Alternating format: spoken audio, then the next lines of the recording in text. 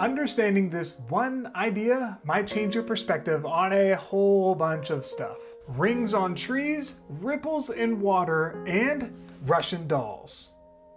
Hello! What do they all have in common? They all start with a start. A seed that makes a sapling, a pebble dropped in water, a little itty baby doll that goes into a bigger doll, and then they reverberate out. Their origin is gone from sight, buried deep within. They grow, they expand until they no longer look like what they started as. Now, you might be tempted to think of this like a family tree. And sure, I can see that, but it's more like a chain reaction started by an action. You probably don't know who your great-great-great-great-grandmother is. Even if you're one of those hardcore genealogy family tree historians, you still probably don't know much.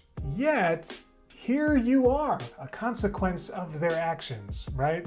And you will eventually fade to dust. Your kids' won't even know who you are. Even if you create a fancy mausoleum or write an autobiography, all that you really have is the actions that you do today. The smile that you give, the question that you ask, the kindness that you share. That's all that really matters. Your actions. And really, nothing else.